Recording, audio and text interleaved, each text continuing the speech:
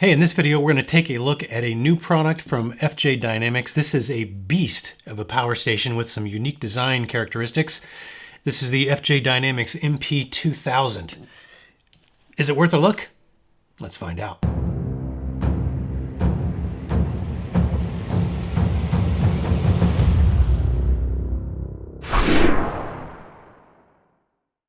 When FJDynamics reached out to me and asked me if I'd be interested in reviewing this product, the first thing I did was go look at the specs and see if it had anything unique to offer. And this thing definitely had some unique design characteristics. So I'm really excited to see how this thing actually performs and whether or not it kind of lives up to the impression I got from looking at the specs. But enough talk about that. We'll get into all that in due time. Let's get this thing out of the box and see what we get.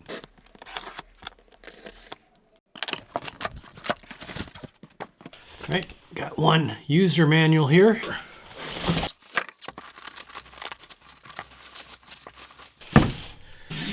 Man, look at this beast. This has a very large footprint. This has the largest footprint of any of the 2000 watt power stations that I have reviewed to date. But it's also much flatter, so much lower profile in that sense. So, all right, so first impressions, this thing is very rugged. It's got really nice heavy duty rubberized corner protectors on it. It's got a very solid ABS plastic housing. It does have this lid, which I'll get into in a minute, but it's got some neat stuff in here. I can actually pull the battery module out, but we'll find out what kind of utility that gives us and additional flexibility, if any. But that was one of the cool features that I liked about this, the ability to change out the battery pack if you needed to. All right, so under this panel is the removable battery that we can get to, the removable battery pack. So we lift that up. You can actually store cables in here, which is nice because there's a fair amount of storage. So I could actually store all the cables that this unit comes with. As you can see, there's a battery pack with a removable handle or a handle. It's actually got a real nice rubber grip on it and everything. First thing you have to do is make sure that it's off here. There's a power button that you activate the battery pack itself. So you can see here, I've got a state of charge. So you want to turn that off. And then you can pull this cable here. Let's go ahead and see if we can remove these little wing nuts. I suppose if you had this in a stationary environment where you weren't moving it around and you want to be able to swap out the battery, you didn't necessarily need to secure the battery. But if you're going to be in any kind of environment where this is going to be moved around, you definitely want to secure the battery with those plates. But I think we can just lift it out at this point. Let's see what's inside there. Nothing but a chamber and a cooling fan down here. Connector, there's a fuse reset right there. Yeah, that's about all you can get to from here. Right, it does say 2264, so 2,264 watt hours. This is all metal housing for the most part. Well, it's plastic on the top. It is metal on the sides and on the bottom. So very rugged housing. This is IP54, I believe, which means it would stand up to a light rain, but not a heavy rain. It's generally going to be dust proof for the most part. So this is, you can buy these separate and then you can swap them in and out as you need to. Anyway, that's what the rechargeable battery looks like. It does have rubber gasket covers over all of the ports. And you've got 3 AC ports here that are all 3-prong with a spring-loaded cap. I do like LCDs for bright sunlight. LEDs tend to get very hard to read in the daytime. It's usually not a big issue, but I do like LCDs a little bit better just for that reason. So there are a couple cables in here. There is a very large AC cable, so no charge brick. So again, integrated AC charge adapter, AC-DC adapter. So that's cool. Looks like you get an MC4 to Anderson connector, so that's for your solar panels. And then you got a 12-volt adapter to Anderson, so obviously this does have an Anderson input port. I think I'm actually going to take this out on a trip here. My wife and I are going to take a teardrop camper out and take a nice long weekend. All right, so let's jump forward in time and see how this all works out. Okay, we are back. Let's jump right in. So first of all, you might be wondering, who the hell is FJDynamics? FJDynamics is actually a multinational engineering technology company, and they've got operations in Hong Kong, Singapore, Sweden, US, and also mainland China. And they are probably best known in their regions for advanced technology in the agricultural kind of automation in the agricultural industry. So they also do geospatial engineering, and where they make LiDAR scanning products and things like that. And they've recently branched out into alternative energy products, which is where the MP2000 comes into play. So I think they have a MP500 also as a smaller version of this. So let's jump into the specs on this MP2000, and then we'll jump into the testing right after that and see how that went. So first of all, from a rated capacity standpoint, the battery that this comes with is rated for 2,264 watt hours. And we're going to run a couple of tests on that and find out the usable capacity for sure. And well, it's the usual battery of tests if you've seen any of my other videos as well. So the list price on this, I think, is $15.99 through Amazon, but there is a $140 coupon, which brings it down to $14.59, which is actually a very good price for something over 2,000 watt hours. But you can actually get a little bit better price if you go to their website. And again, I'll put all that stuff down below in the video description if you want to go check it out. But that will allow you to use the discount code to get the price down to $13.29, which again, fantastic deal for a power station that has 2,200 watt hour capacity. And then you can also buy the expansion batteries that come with this, and we'll talk about how that expansion battery thing works in just a minute. So the battery chemistry on this is lithium NMC, which is the same battery chemistry that are used in Jackery products, for example. And it does have a variety of other kind of interesting features in addition to the removable battery. This does have a UPS function, so an offline UPS function. Let's jump to some video clips and I'll show you how the testing of the UPS function went. You can see I've got the UPS indicator light on right now. I'm outputting 100 watts and change to my main PC. You can see my monitor is currently up and running. Let's simulate a power outage by pulling the wall power from the unit, and let's keep an eye on that. All right, so nothing out of the PC. You can see the UPS mode went away. I'm running strictly off of the AC inverter now. And this is called an offline UPS, which means that when it's plugged in UPS mode, the power is going straight to the load, which in this case is the PC, and not to the battery, and then from the battery to the load. So the inverter doesn't have to stay on while it's plugged in UPS mode. So that's nice. This makes offline UPS just a little bit more reliable than online UPS. So the inverter in this thing is a pure sine wave inverter. It'll handle 2,000 watts continuous and 4,000 watts peak. And I'll show you kind of how I just tested, make sure that it would handle 2,000 watts continuous. Let's jump to that video right now. I do have it fully charged up and I've got the AC inverter on. I did bring out the big guns today. Heat guns anyway. So I got a heat gun and a hairdryer.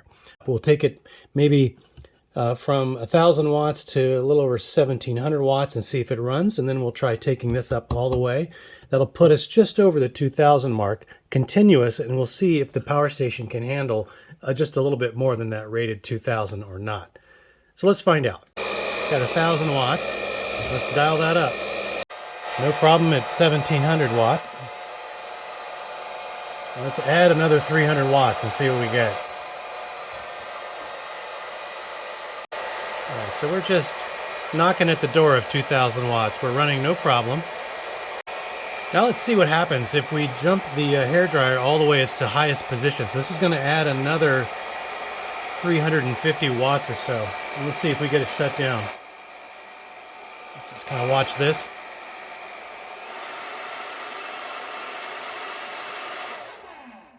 Yeah, so we only got about 2 seconds there, just under 2,400 watts.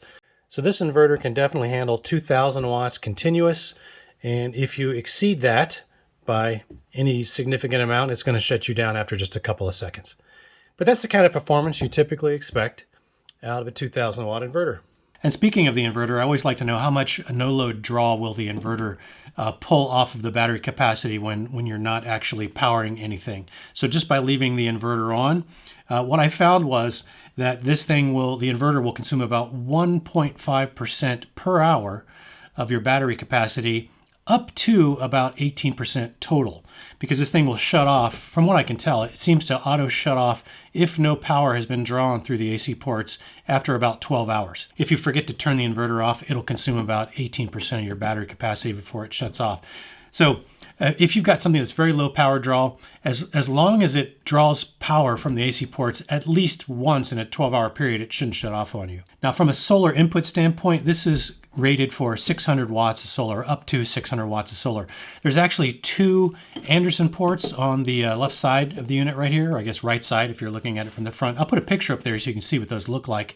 Those are those red and black little square connectors. So because there are 2 Anderson connectors, what makes that nice is that if I'm just using 2 solar panels, I don't need a parallel branch connector to connect those solar panels. I can just plug them each into their individual Anderson connector. So that's kind of nice. So in the product listing, they actually mentioned that one of the configurations they recommend is 4 120 watt solar panels. So if you wanted to do it that way, but you would need 2 parallel branch adapters to do that. One for each pair of 120 watt panels, and then you would connect each pair into their own individual Anderson connector on the side. Now they say charging via solar will take somewhere between 4 and 5 hours. I think 5 to 6 hours is probably more realistic, because to do it in 4 hours would mean that you would have to be pegging that 600 watt output from the solar panels for the entire time. That's probably not realistic. So I think 5 or 6 hours is actually much more realistic, but that's still actually a pretty decent amount of time to recharge a unit with this kind of capacity. So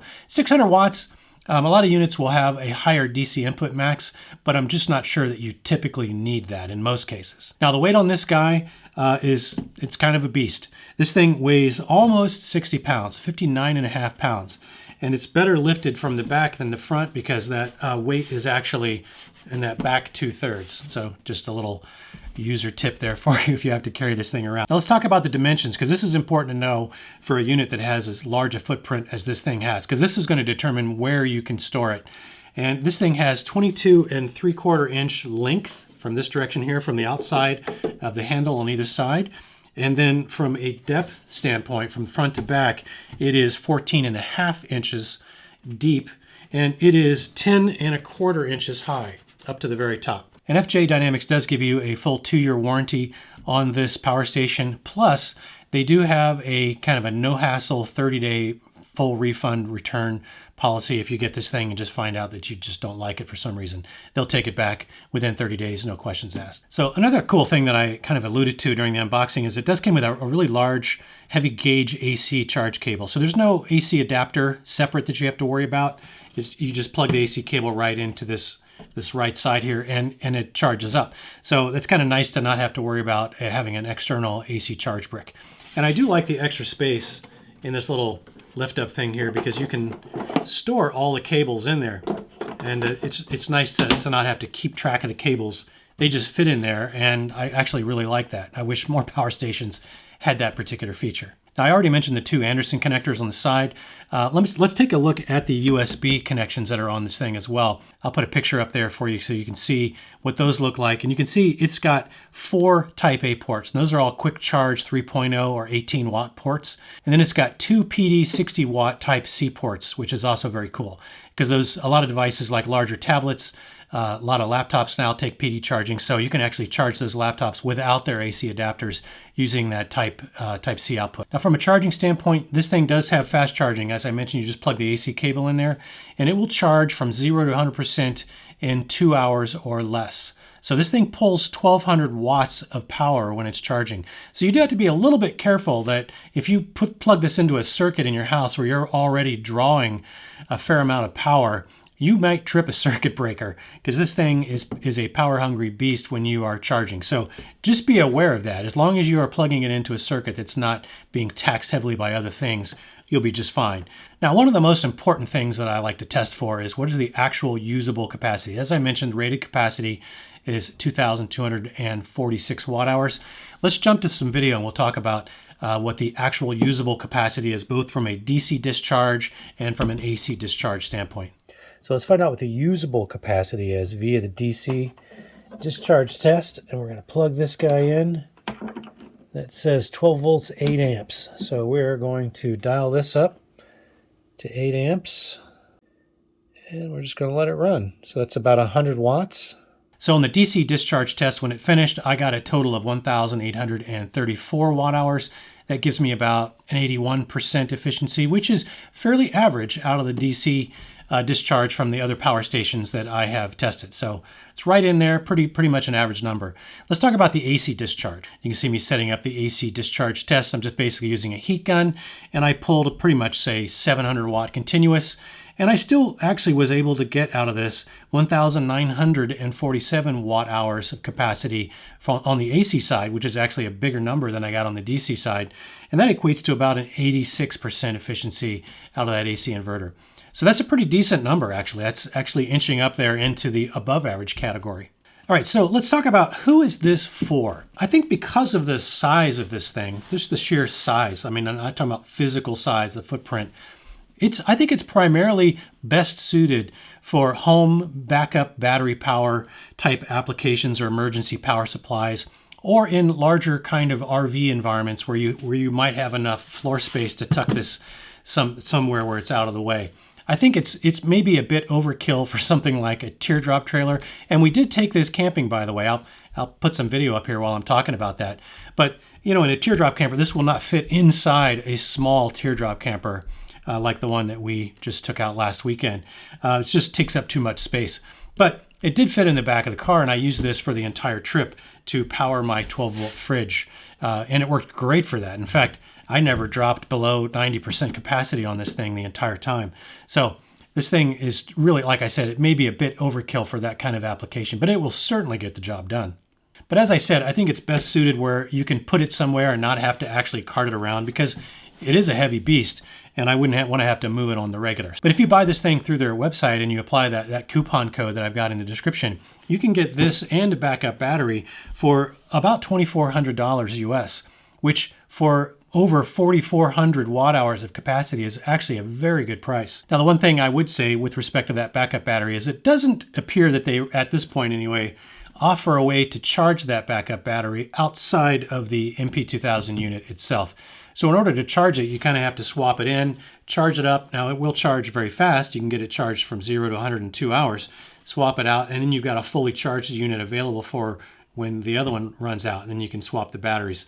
So I do find that that's pretty cool. It would just be, I think, even better, even more useful if they had a way to charge that external or that backup battery without having to put it in here. So maybe that's something they'll do. I don't know. If they do, I'll pin a comment below on that. So to kind of wrap up, I've been very impressed with just how rugged this unit is. It really seems to be designed to be bumped around and take a little bit of a beating with the rubber corner protectors and just the really heavy duty ABS plastic and the metal housing in that battery. The battery seems very rugged by itself when you pull it out, and just very impressed. So FJDynamics is actually, as I mentioned, an engineering technology company, and I feel like they've almost over-engineered this thing because it is built like a tank. So anyway, that's about all I've got for you. If you found any of this information helpful, I would really appreciate a thumbs up on the video, and consider subscribing and all that stuff if you're not already a subscriber. I got more videos like this coming, so stay tuned for that, and some DIY stuff that should be pretty cool coming soon. So I do hope to see you in the next one.